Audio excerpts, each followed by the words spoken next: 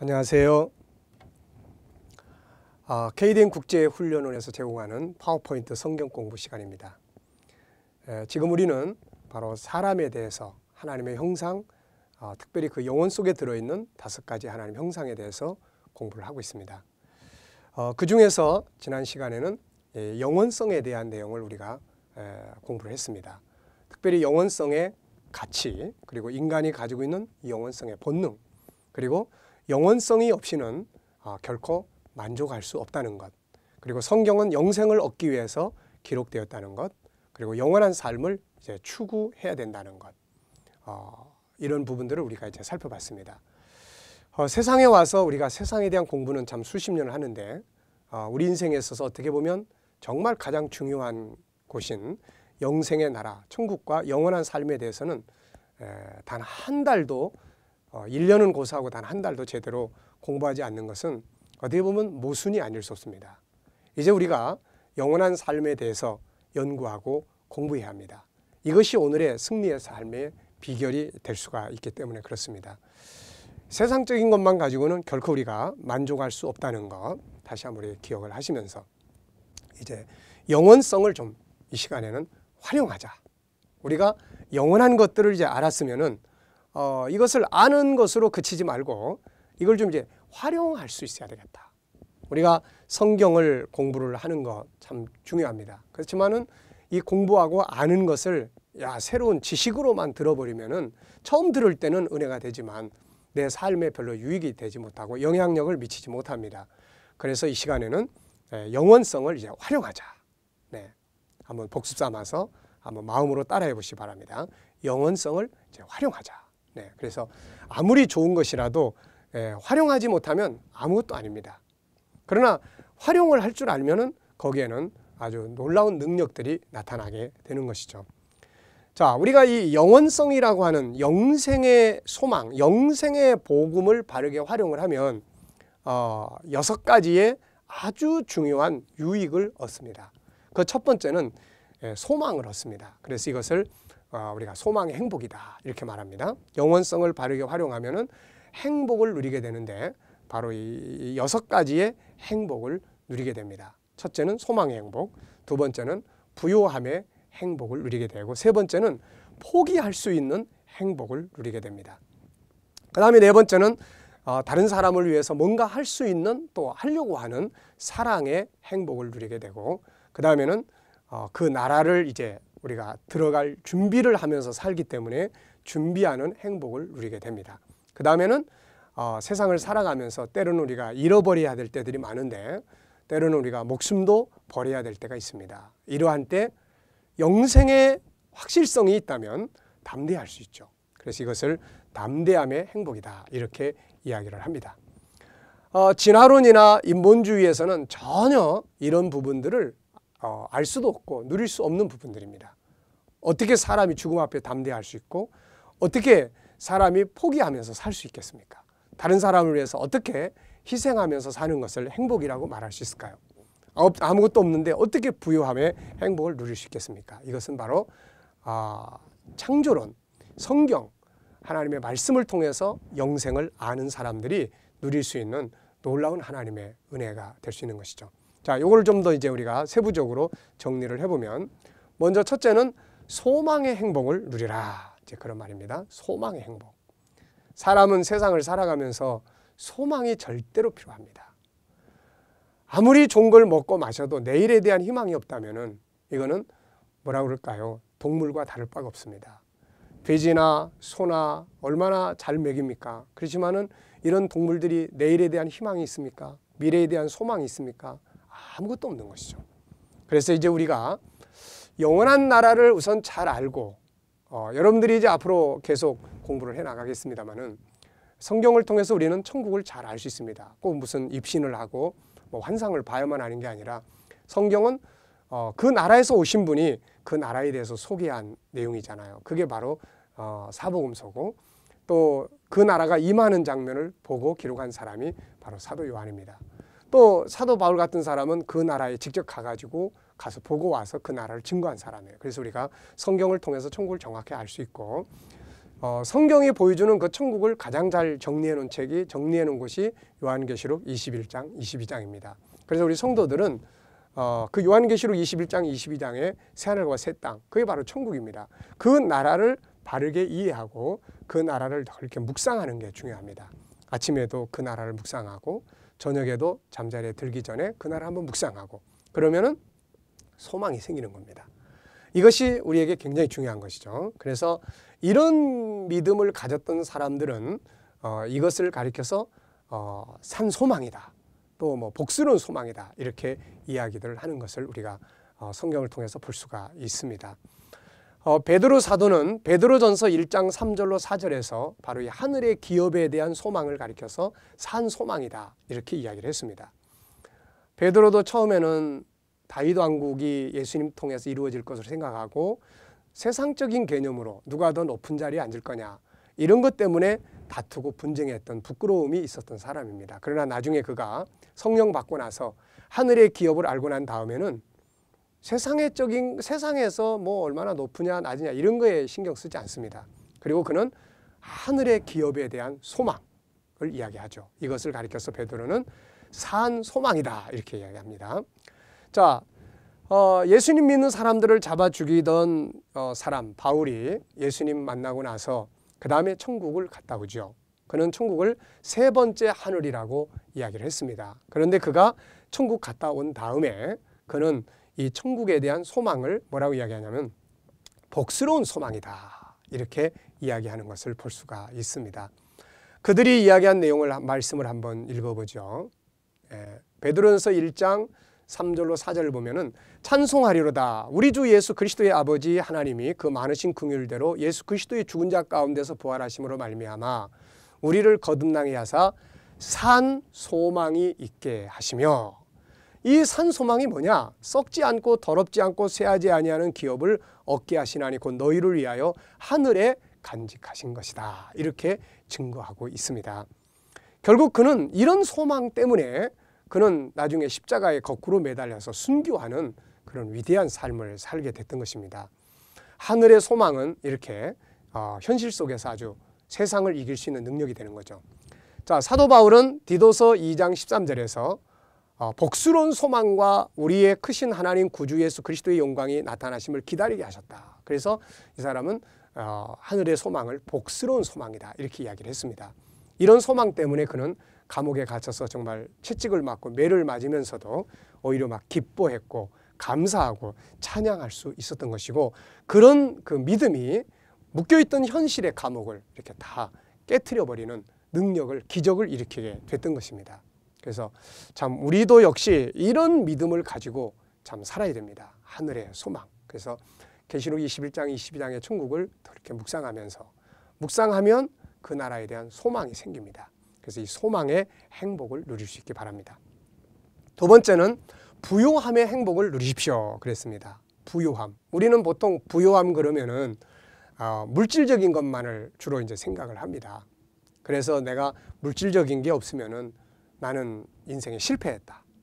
난 그리고 뭐 우울하게 열등감에 빠지고 절망감에 빠집니다.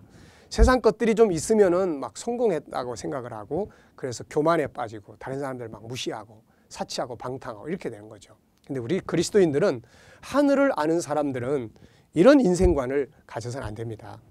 비록 아무것도 없을지라도 하늘의 것을 보고 재산을 평가할 수 있어야 되는 거죠. 그래서 천국을 소유한 자들은 사실 세상과 비교할 수 없는 큰 재산을 소유한 사람들입니다. 네. 그래서 사도 바울은 고린도후서 6장 10절에서 자기 가난한 자 같으나 난 부유한 사람이다 이렇게 이야기했죠.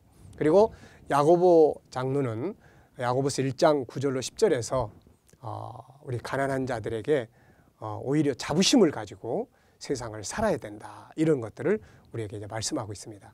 자, 그들이 가르쳐준 말씀을 한번 읽어보겠습니다. 고린도서 6장 10절에 보면 근심하는 자 같으나 항상 기뻐하고 가난한 자 같으나 많은 사람을 부유하게 하고 아무것도 없는 자 같으나 모든 것을 가진 자로다. 내가 만약에 옷을 헐벗게 입고 그런 보잘것없는 집에서 살지라도 은행에 예를 들어서 100억을 예금해 놓고 산다면 이 사람은 엄청난 부유한 마음을 품고 아마 살아갈 수 있을 겁니다.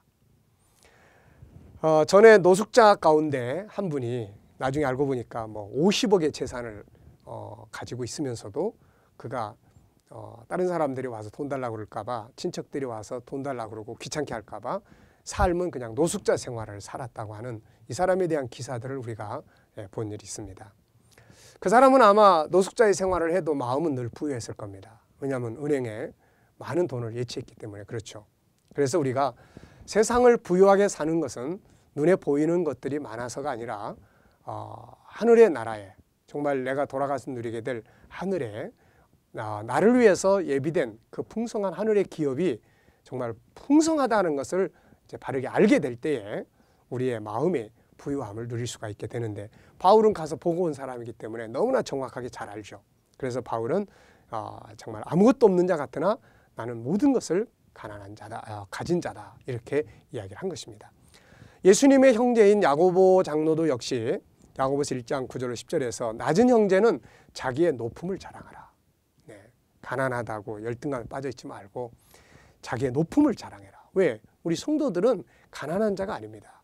하늘의 기업을 알고 보면은 우리는 정말 모든 것을 가진 가장 자부심 있게 정말 자랑하면서 살아야 될 그런 성도들이 세상 것 때문에 기죽고 살아서는 안 된다는 것이죠. 자, 정말 놀라운 말씀들입니다. 그래서 천국을 소유한 사람이 가장 부유한 사람이라는 것, 우리는 이것을 기억해야 될 것입니다. 자, 그 다음에 이제 세 번째는 포기의 행복을 누려보세요. 포기. 참 이거 포기한다는 거 참 이게 어려운 일입니다. 다 막 가지려고 하고 다 누리려고 하는데 이거 어떻게 포기하겠어요?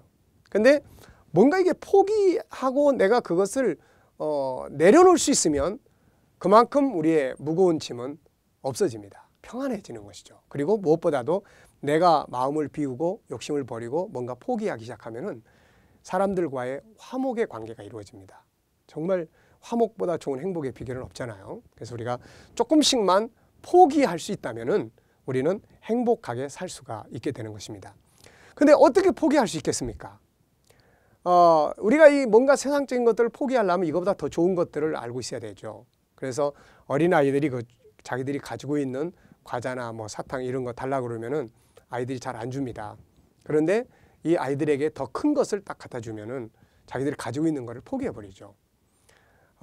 우리 성도들도 마찬가지입니다. 그래서 천국이라고 하는 것은 이 세상의 것보다 더 좋은 것들입니다. 그래서 히브리서에서는 천국을 소개할 때 더 좋은 곳, 더 좋은 본향, 더 나은 기업, 이렇게 더 자를 사용을 합니다.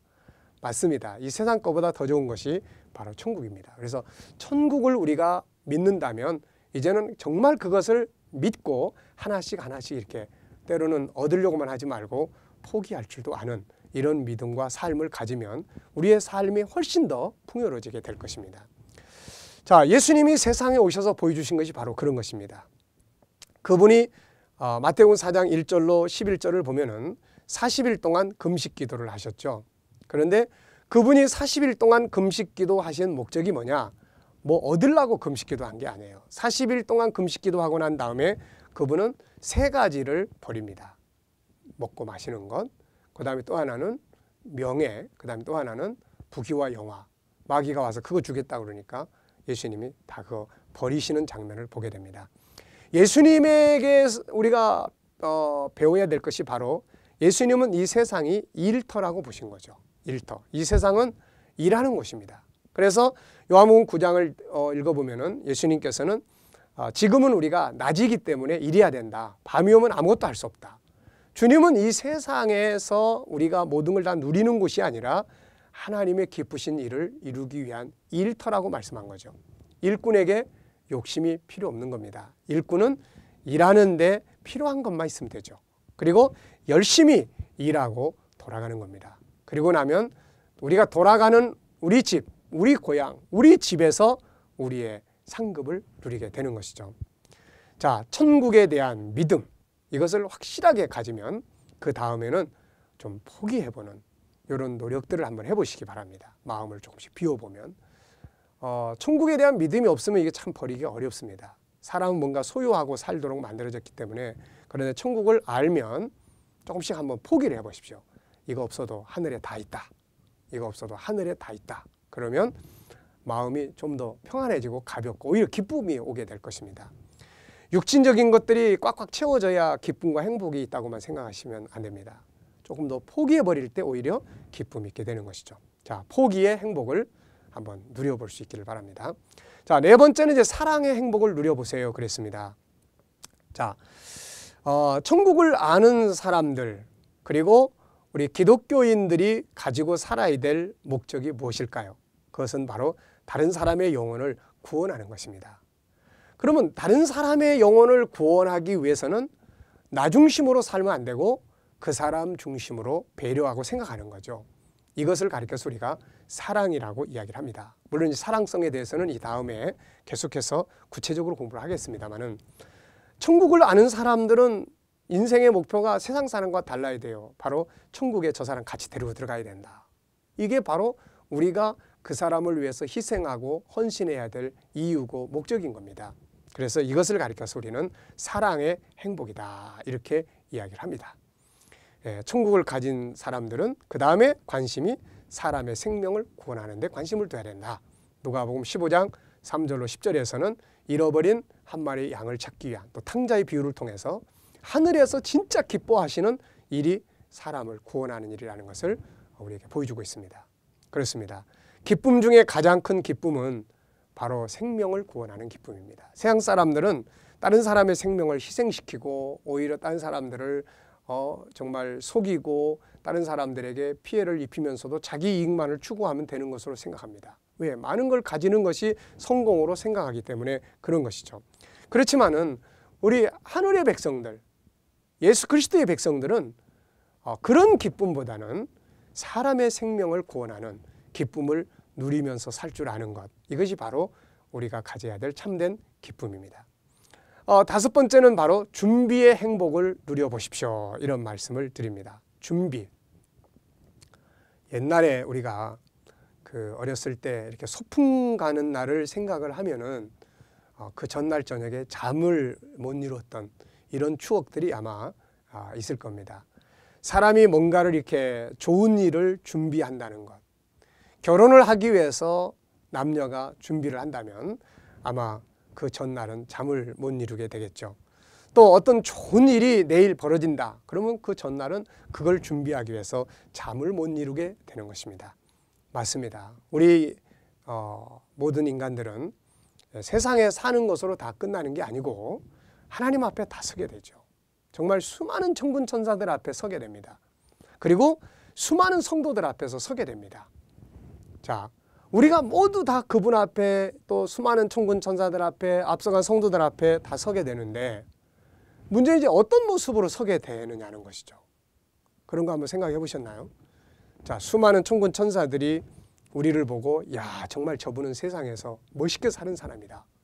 하나님께서 영광과 상급을 주실 때 정말 저 사람은 영광을 받기 합당한 사람입니다 라고 할 것인지, 아니면은 하나님께서 우리에게 상을 주려고 그럴 때 옆에 있는 천사들이 입을 삐죽거리면서 저 사람이 뭐 한 게 뭐가 있다고 저 사람한테 저런 상급을 주십니까? 하나님, 합당하지 않습니다. 만약에 이런 상황이라면 이 얼마나 부끄러운 일이 되겠습니까? 자, 여러분, 우리는 그래서 오늘만 있는 게 아니고 오늘, 내일, 그 다음날 계속하고 어느 시간인가 그분 앞에 딱 서게 된다는 거죠. 그렇다면 우리는 그것을 준비하면서 사는 지혜가 필요합니다. 여러분들 한번 생각해 보세요.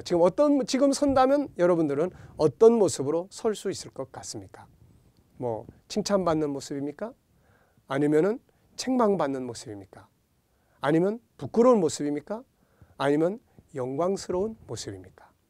우리는 이러한 미래를 바라보는 지혜를 가져야 되는 것이죠. 그래서 믿음의 사람들, 천국을 아는 하늘의 백성들은 다 항상 천국만 이야기하는 게 아니라 그 나라를 우리가 설 수 있도록 잘 준비할 것을 당부했어요. 베드로 사도 역시 베드로서 3장 13절로 14절에 보면은 우리는 그의 약속대로 의에 거하는 바 새 하늘과 새 땅을 바라보도다. 그러므로 사랑하는 자들아 너희가 이것을 바라보나니 주 앞에서 점도 없고 흠도 없이 평강 가운데서 나타나기를 힘쓰라. 새하늘과 새 땅을 바라본다면 주님 앞에서 점도 없고 흠도 없이 나타날 수 있도록 준비해라. 이제 그런 말씀입니다. 바울 사도도 데살로니가전서 3장 13절에서 성도들을 위한 간절한 기도가 있는데 내용이 무엇입니까? 너희 마음을 굳게 하시고 우리 주 예수께서 그의 모든 성도와 함께 강림하실 때에 하나님 우리 아버지 앞에서 거룩함에 흠이 없게 하시기를 원하노라. 이렇게 기도했습니다. 여러분 우리가 날마다 이거 기도해야 됩니다. 자, 천국을 향해서 가는 우리들입니다. 바르게 준비하는 것이 필요하고 이렇게 천국을 향해서 바르게 준비하는 마음을 가지고 살면 이게 또 그때 가서만이 아니라 오늘의 우리의 삶에 즐거움을 가져다 주고 오늘의 삶을 거룩하게 살도록 만들어주는 능력이 있게 되는 것이죠. 자, 이제 마지막은 담대함의 행복을 누려보십시오 라는 내용입니다. 담대함. 네. 우리가 세상을 살아가다 보면은 뭔가 잃어버릴 때가 있습니다. 뭐 가진 것이 다 없어져 버릴 때도 있고 사업이 실패할 때도 있고 또 높은 지위에 있다가 또 밑으로 내려와야 될 때도 있고 더 나아가서는 병들고 죽음을 앞에 둘 때도 있습니다. 이럴 때 우리 성도들은 그 잃어버리는 것을 두려워하지 말라는 것이죠. 왜? 그게 없어졌다고 다 없어지는 거 아닙니다. 왜냐하면 하늘의 기업이 있기 때문에 그렇습니다. 그래서 하늘의 기업을 아는 사람들은 없어질 때 그런 것들을 잃어버리게 될 때 두려워하지 말고 오히려 버릴 줄 알아라는 거죠. 담대하라는 것이죠. 그러면 오히려 승리하게 됩니다. 예수님께서 이 땅에 오셔서 우리 앞에 보여주신 삶의 모범이 바로 그것입니다. 그분은 세상의 것들을 잃어버릴 때 그리고 죽음 앞에서도 담대하셨던 것을 우리가 볼 수 있습니다. 그는 죽음 앞에서 오히려 그것을 잘 받아들이셨고 그 죽음 앞에서 자기는 낙원에 간다 이런 희망의 메시지를 주신 것이죠. 초대교인들도 이런 믿음을 가지고 살았습니다. 비방과 환난으로서 사람들에게 구경거리가 되고 혹 이런 형편에 있는 자들로 사귀게 되었으니 너희가 갇힌 자를 동정하고 산업을 빼앗기는 것도 기쁘게 당한 것은 더 낫고 영구한 산업이 있는 줄을 알미라. 그러므로 너희 담대함을 버리지 말라. 이것이 큰 상을 얻느니라. 하늘의 것을 바라보고 사는 사람들은 세상의 것들 앞에서 두려워하지 말고 담대하게 이렇게 살아갈 수 있는 삶이 만들어져야 될 것입니다. 이제 결론을 말씀드리겠습니다. 인간은 잠시 있다 사라지는 존재가 아니라 영원히 살게 될 영생의 존재입니다. 그래서 우리는 어리석은 이론에 속아서는 안 됩니다. 인본주의가 만들어놓은 진화론, 생물학적 차원에서는 하나의 학문적 이론이라고 말할 수도 있겠지만은 그러나 인간의 본질에 관해서는 너무나 다른 이야기를 하고 있습니다. 그들은 미래는 없는 것입니다. 사람은 죽어서 끝나버리는 동물과 같은 존재죠. 이것은 바로 사탄의 전략입니다. 우리는 이런 어리석은 이론에 미혹을 받고 이 영생의 복음, 이 창조론적인 가치관, 이 성경의 복음을 버려서는 안 될 것입니다. 성경은 우리에게 이렇게 권고하고 있습니다. 에베소서 5장 6절로 7절에서는 누구든지 헛된 말로 너희를 속이지 못하게 하라. 헛된 말로 속이지 못하게 하라. 이를 인하여 하나님의 진노가 불순종의 아들들에게 임하나니 그러므로 저희와 함께 참여하는 자 되지 말라고 말씀하고 있습니다. 안타까운 것은 이런 거짓된 잘못된 이론이 학교를 지배하고 자라난 우리 아이들의 머릿속에 그야말로 잘못된 가치관을 심어주고 이것이 결국은 영생의 소망이 없는 인간들로 만들어버리고 마는 것입니다.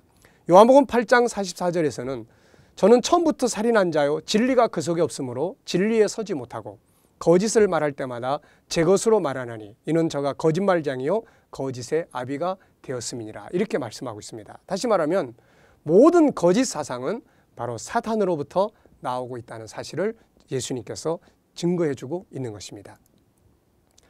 영생은 하나님이 우리에게 주신 특별한 선물입니다. 당신은 바로 영생의 약속을 가진 축복받은 사람이라는 것을 잊어서는 안 될 것입니다. 요한복음 3장 16절에는 하나님이 세상을 이처럼 사랑하사 독생자를 주셨으니 이는 저를 믿는 자마다 멸망치 않고 영생을 얻게 하려 하심이라고 말씀하고 있습니다. 이제 우리는 영생에 대한 확실성을 가지고 또 이것을 지식적으로만 알지 말고 영생의 행복을 누리는 사람들이 되어야 될 것입니다. 영생의 행복을 누려보십시오. 영원성의 즐거움을 여러분들의 마음속에 풍성하게 누릴 수 있게 되시기를 축원합니다. 이 시간 공부는 여기서 마치겠습니다. 감사합니다.